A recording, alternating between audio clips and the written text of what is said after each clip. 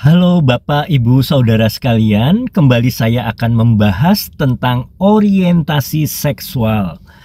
Jadi ada praktisi kesehatan, mungkin dokter juga, yang mengatakan bahwa dia berhasil melakukan terapi terhadap kaum LGBT dan mengubah orientasi seksual mereka.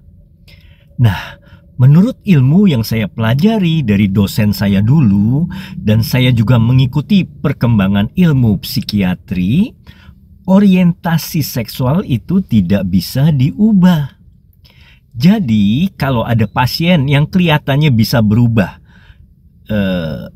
dari homoseksual menjadi heteroseksual, itu patut dipertanyakan. Karena banyak kasus pasien yang takut atau malas mengikuti sesi terapi konversi tersebut, sehingga mengaku bahwa dia sekarang sudah suka sama lawan jenis, sudah jadi hetero, padahal belum tentu. Ada yang sampai terpaksa menikah dengan lawan jenis, bahkan sampai punya anak, demi mencitrakan dirinya sebagai manusia yang normal. Namun saat mereka berhubungan badan, yang ia bayangkan itu sesama jenis.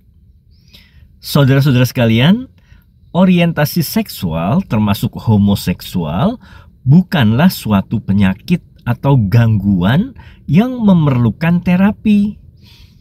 Konsensus ilmiah dari berbagai organisasi kesehatan seperti American Psychological Association, kemudian WHO, dan banyak asosiasi kesehatan mental lainnya menegaskan bahwa orientasi seksual adalah bagian dari spektrum alami keberagaman manusia.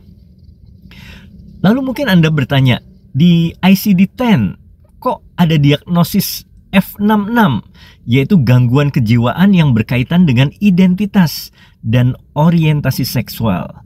Nah, ini adalah permasalahan kejiwaan dan konflik batin yang berkaitan dengan identitas seksual, tapi bukan orientasi seksualnya yang dipermasalahkan. Jadi, terapinya adalah agar pasien dapat menerima dirinya sendiri dengan identitas dan orientasi seksual yang dimilikinya, bukan diubah.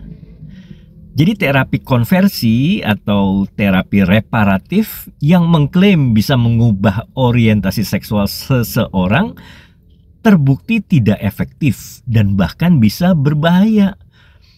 Metode ini sering kali menyebabkan dampak negatif yang serius seperti depresi, kecemasan, rasa malu yang mendalam, hingga trauma psikologis. Karena risiko ini, banyak negara telah melarang praktik terapi konversi. Hal yang terpenting adalah menerima diri sendiri dan mencari dukungan dari lingkungan yang penuh pengertian. Jika seseorang merasa tertekan karena orientasi seksualnya, bisa dilakukan konseling dengan profesional kesehatan mental yang mendukung dan non-diskriminatif, bisa membantu untuk meningkatkan rasa emosionalnya. Sekali lagi saudara-saudara sekalian, saya tidak setuju perilaku seksual yang menyimpang, yang melanggar moral dan yang berbahaya bagi kesehatan.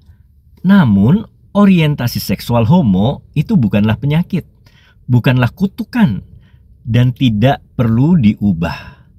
Yang perlu diubah adalah perilaku seksual berbahaya dan melanggar moral. Contohnya apa? Seperti bercinta di tempat umum, melakukan pemerkosaan, predator, hubungan seks yang berbahaya, dan lain-lain. Itu saja dari saya, semoga bermanfaat bagi kita semua.